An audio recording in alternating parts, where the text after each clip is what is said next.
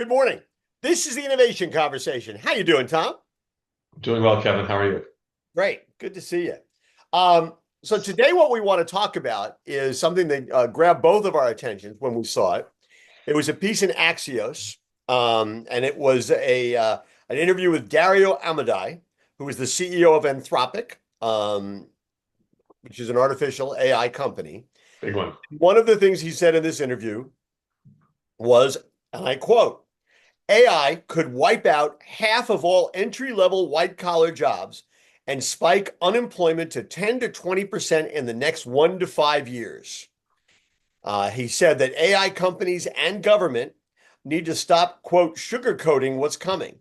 The possible mass elimination of jobs across technology, finance, law, consulting, and other white-collar professions, especially entry-level gigs. Fewer paying attention. Lawmakers don't get it or don't believe it. CEOs are afraid to talk about it, and many workers won't realize the risks posed by the possible job apocalypse until after it hits. I need something stronger than coffee. Well, definitely, definitely fairly dramatic. But I don't, it's hard to argue with it, just based on what we're seeing. The advancements and the speed of the advancements in AI and the applicability and relevance of those advancements is just crazy. I think we're seeing it all around us now. So I think it is only a matter of time until it does start to, chip away at the employment numbers. It Yeah. has to. It's funny. I barely, I play. I'm a dilettante when it comes to this stuff, right? But I found myself lately using ChatGPT as a search engine instead of Google. It's actually a little bit more efficient, and so it tends to be a little bit more focused. I was fascinated the other day. I was actually going to use Siri on Apple. I asked it a question, and Mhm. the answer it gave me was according to ChatGPT, which was interesting. And a little weird because they do have Apple Intelligence, and yet Sure. clearly they're not. They're not using their own. Um, they're not using their own product. But one of the points that some of this, and there's been a bunch of stories about this. One of the point that seems to be made is that a lot of people are using it like I'm using it, which is to say just barely on the surface. And that almost lulls you into a sense of complacency because you don't realize you're seeing the puddles, you're seeing the waves lapping up on the shore, and you're not seeing the tsunami, the 50-foot tsunami that's headed towards you until it's going to be too late. Oh, yeah. No, there's no doubt about it. I mean, just small example. I was writing a press release the last couple of days, and I literally put into ChatGPT the parameters, the high Right. level parameters of what this press release was to announce. Yes. Companies, the business, deal or partnership that was in there, and a couple of like beneficiaries thereof. And I fed that in and, got back a complete formatted press release, in seconds. That took me maybe 45 minutes to edit total. So I spent less than an hour and had something that was absolutely, you know, in our world, production ready. Yeah. And that's, that would have taken, my initial writing 2, 3 hours. Yeah. Then other editors and whatnot, it would have been, 5 or 6 hour endeavor probably Yeah. total. Yeah. So, that's a 75+% reduction in time there. That's just one task. I mean, you think about all the ways that we're using that now and think about all the jobs that would impact. And that's just Yeah. that one example. And they say that kind of writing, especially business writing, legal writing, that kind of writing. That's really those folks are really at risk. I've tried it a couple of times just to see, write me a story, because you can go on ChatGPT and say, hey, write me a story about, and I've tested it. I haven't actually I've never printed it or posted it, but write me a story about this. Do it in the voice of Kevin Coop because it's pretty easy. Yep. right? I'm an easy mark if you want to Yeah, figure there's a lot of you out there. Yeah. right. And I find, you know, it does an okay job. It hits the high points, but it doesn't capture the voice. It's pretty anodyne. I always joke, well, yeah, it doesn't have a sense of humor and it doesn't have any snark. And I really treasure snark. And Totally. uh but that's so far. You could train it though. We could train it. We could We have morning news beat brought to you by Coop GPT. yeah, We could do it. yeah, but I have to say, well, it's funny, you say that. And then every once in a while somebody will say, yeah, you're getting up there in years. You could just train AI to do it for you. But it's like I would feel like that would invalidate the quarter century that I've put into this thing. And I'm not Ah, really it'd help yeah, it live on. It would no, it would help it live on. It would memorialize it. yeah. Maybe Well, you don't want to be memorialized yet, though. We're I not don't going want there yeah, I'm not ready for that. yet. But I do think it's interesting. I mean, I look around, I spend a fair amount of time talking to students and stuff like that at various universities. This is not scientific. This is just anecdotal. But I have detected that there are more students who have just graduated from the food programs in a lot of schools. Mhm. They're going to work, some of them are going to work for consultancies, some of them are going to work for suppliers. They're going to, data analytics, all that kind of stuff.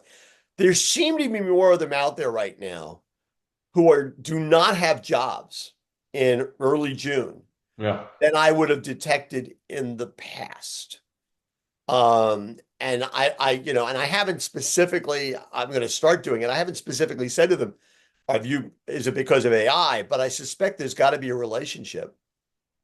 Oh, yeah, no doubt. I mean, I have in our family, two of our kids are both looking for new jobs in their career.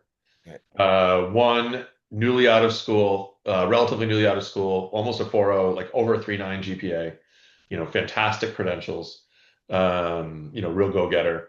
And the other, looking for his second job of his career, after a great run in his first one. And both of them have gone through, kind of multi-interview processes or multi, interviews where they've done multiple interviews for the same job, only to get to the end of the cycle, Mhm. and the employer say we've decided not to fill that role. Yeah. So that's pretty sobering, right there to see that, to actually see it happening real time. That it's like when the rec opened up initially, it was a job that was going to be filled, but even in just a couple of months, since they've been looking at filling it, they've said, do we really need as many of this role? I think we can do it with fewer, and I think you're going to see that, across lots of companies, and we see it at CEP, as we're in our venture fund, as we look at how we're staffing it, from kind of inbound business plan, review and due diligence, and just the operation of the fund. Like we're doing it with far fewer people than we would have if we were starting this thing 5, 10 years ago. Yeah. I have three kids and all gainfully employed, but two of them I have to say are in roles that and I've said to them, you've got to prepare for the possibility that you could be replaced by AI. It may be not tomorrow, but you Yeah, have to work on the assumption that actually there is a development tomorrow that could put you at risk. My daughter is a special education teacher, so I'm not worried about her being replaced by AI. I think she might get some tools actually to help her with AI. totally. Yeah, absolutely. But I think the other two are probably going to get in the same position that they're a little older than your kids, uh, Yeah. and they're in like third jobs at this point, third, Yes. fourth jobs. But still, I think the danger is there. And just for our audience to say, there was a Business Insider piece that just came out, um, about a study that was done, and here. Since OpenAI released ChatGPT in 2022, there's been a decline in job openings across the board. But the Yeah. hiring downturn has been steeper for high exposure roles, 31%, than for low exposure roles, 25%. Jobs that AI can perform are disappearing from job boards faster than those that AI can't handle. Um, in the, and and so that's, I mean, so that puts some numbers to what you and I were just talking about. The other Yeah. interesting thing about this is that, guys like Amodei are who are in the field.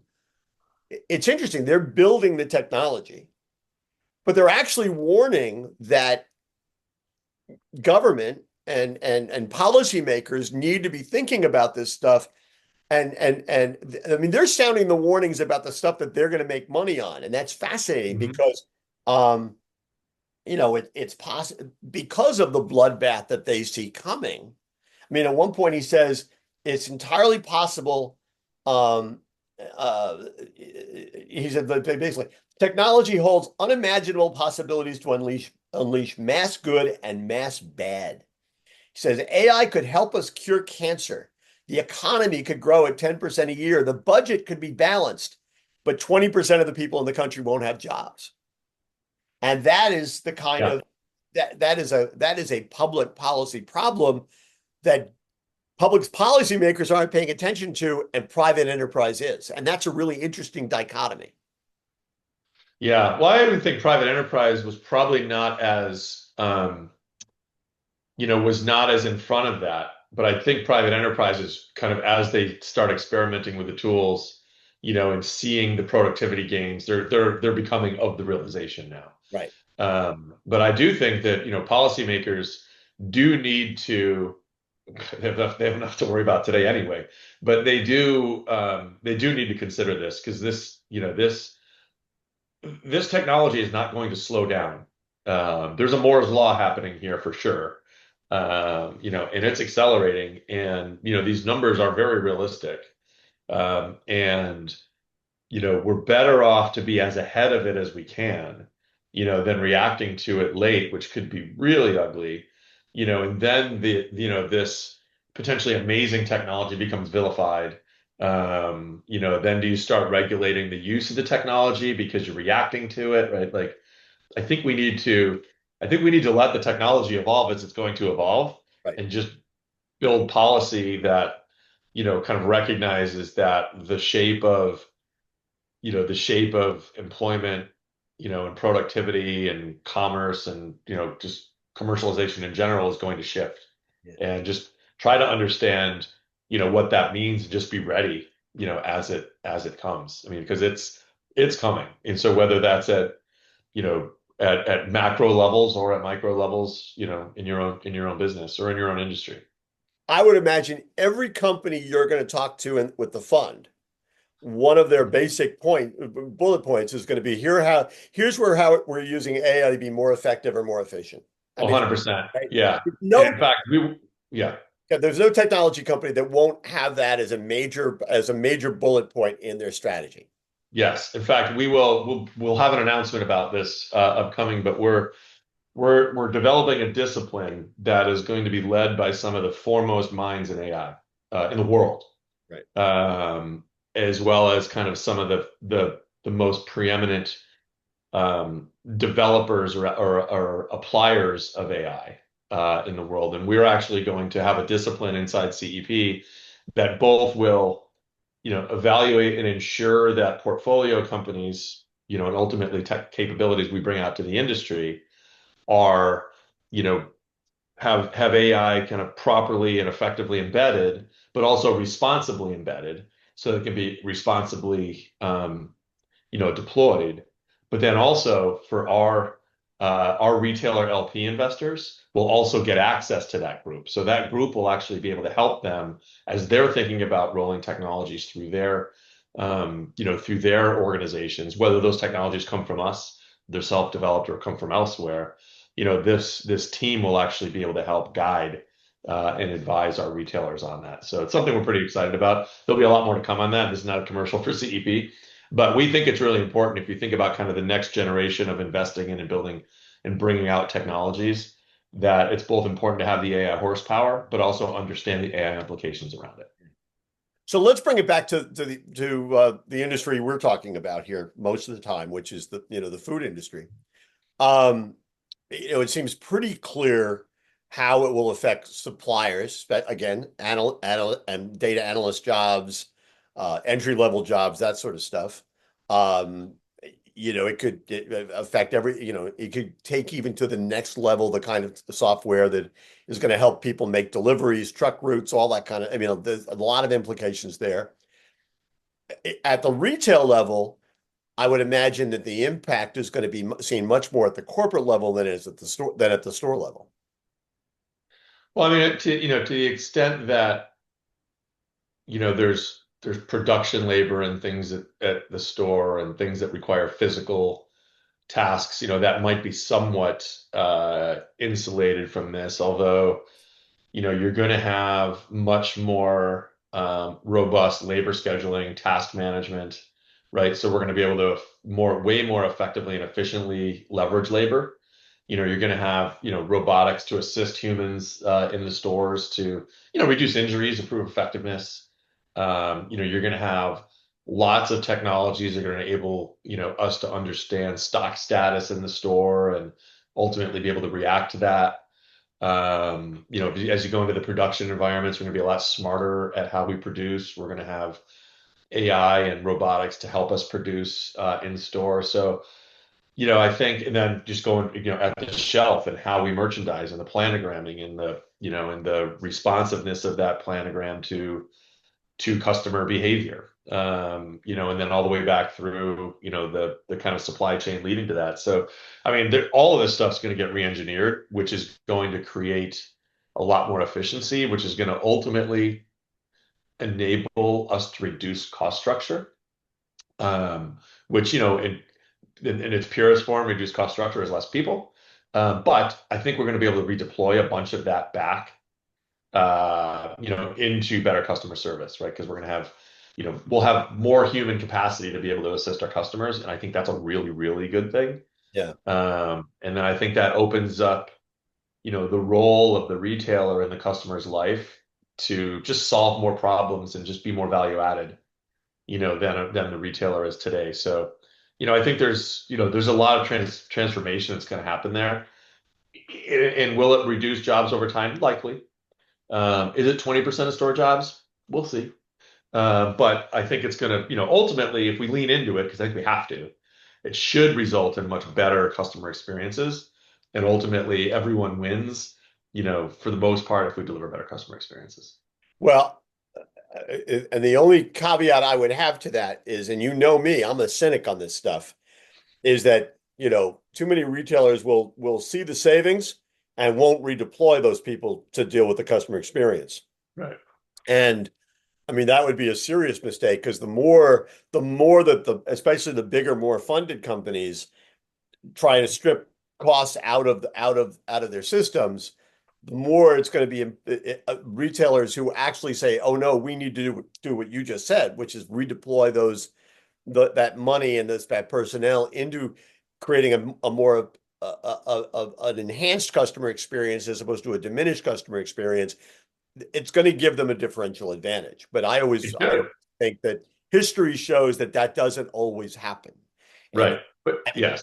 history shows that it happens less than less than it does happen. Well, and history has also shown that really good customer service does pay off, right? Yeah. And, so I think that largely that will, persist. Yeah. But, it's just going to be interesting to see, what does the store environment look like in 10 or 15 or 20 years? It's going to be significantly different than today. We've talked ad nauseum about retail media and what's happening with that, and how that's impacting customers. How are AI shopping agents going to play in the customer's, daily life? When AI shopping agents are doing a lot of the mundane tasks of shopping, our customers going to turn, that their own freed up capacity into engaging with the retailers, more in a more richer, way.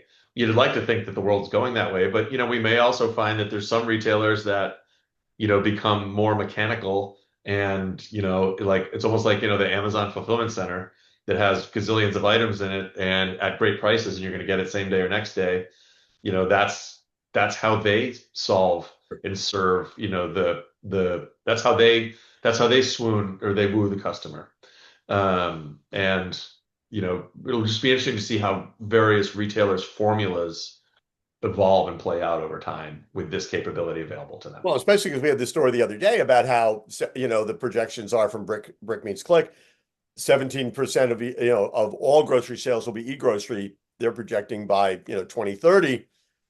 That adds another piece, element to the puzzle, and it's almost a cliche, but right, you're going to have your high tech retailers, you're going to have your high touch retailers, and then there'll be really interesting models where Yes, we'll find some interesting sort of formulation that combines those two in a kind of a unique way. 100%. And and I fully believe, obviously, I've been the e-grocery guy for 20 years now. I fully believe that, that will happen, that percentage will happen. But what's interesting about that measurement is generally, and bricks meets click may refute this to some degree, but I think it's a slightly flawed numerator and denominator because it looks at the traditional grocery trade, right, which is kind of the trade that's bought through formats where customers typically buy grocery, Right. right? But I don't think if you're talking 17%, depending on how big the industry is viewed. I mean, Amazon's CPG business, which is all stuff you can buy at a grocery format, right? It's over $100 billion internally now at Amazon. 1 in 3 units sold on Amazon is a consumable center store product. So, I think it's going to be, I think if you include that, and I think they made credit for including that, but I think if you include that plus the digital sales through traditional grocery type formats, grocery chain, drug mass, all that, I think it's actually a number that's going to be probably closer to 30 Yeah. when you actually think about it. And think about it in your own home, like the stuff you're buying through Amazon boxes plus the stuff you're buying, from your local store. If you combine it all, I guarantee your household with the number of items you have on Subscribe and Save, you're Absolutely. probably 20-30% of your purchases are e-grocery. You don't even feel like you're a heavy e-grocery customer and you're that high. Yeah. And the thing is, AI is going to enable that. It's Absolutely. making them happen.